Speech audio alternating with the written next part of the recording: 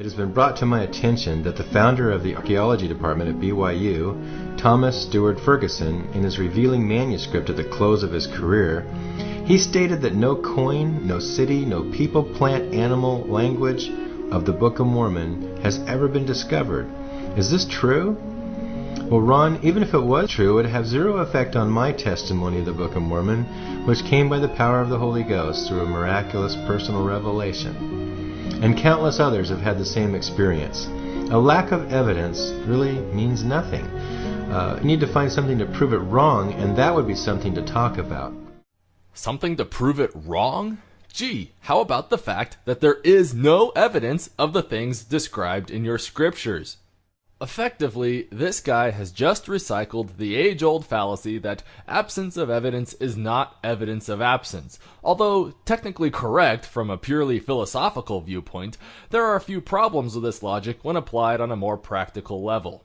For example, suppose I were to claim that, through the divine power of personal revelation, I, and many others just like me, have received knowledge that this guy right here is a closet homosexual pedophile.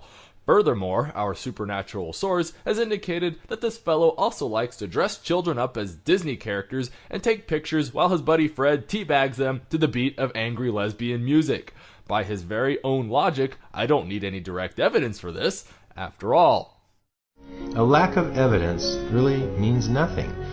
So come on, folks, it's a belief free-for-all. You don't need hard evidence for believing anything, just so long as you receive a confirmation through divine revelation.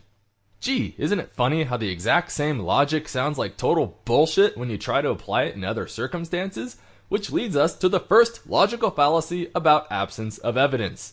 Absence of evidence is not evidence for anything either. You can't go around believing in shit simply because you had some intense emotional experience. Human beings are remarkably self-deceptive in such matters and way over-prone to believing in things that may or may not be true. The only way to know for sure if something is real or not is to remove your own subjective bias out of it and demand the harshest of objective data.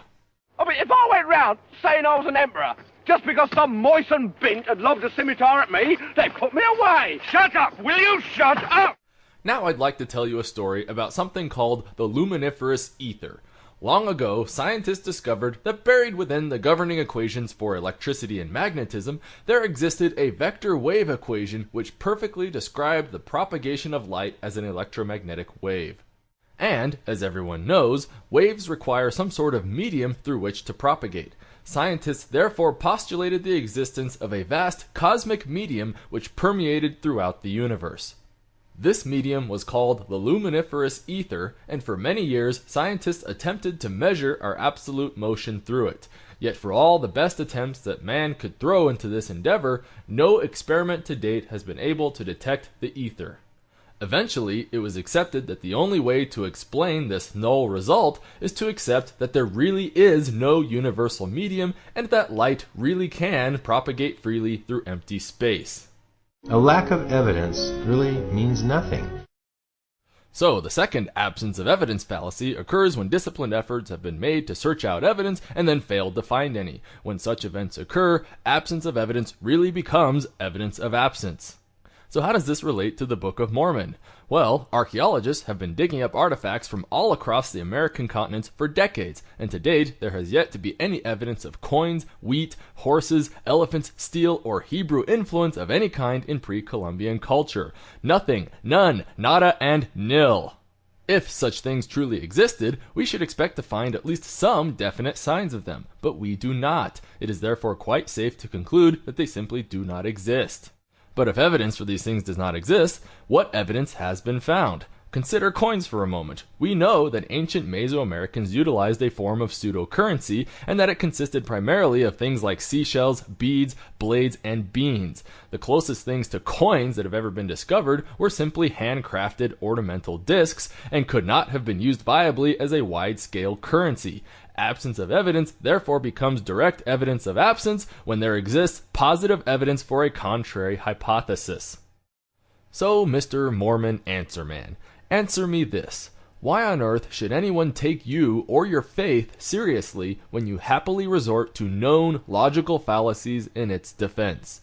Is it really so hard to accept the idea that your beliefs just might be erroneous and in need of correction? Is your prideful closed-mindedness really so gripping that no matter how much evidence may emerge to the contrary, your subjective emotional experiences will always take precedence when forming beliefs about reality?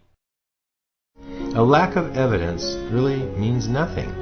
You need to find something to prove it wrong, and that would be something to talk about.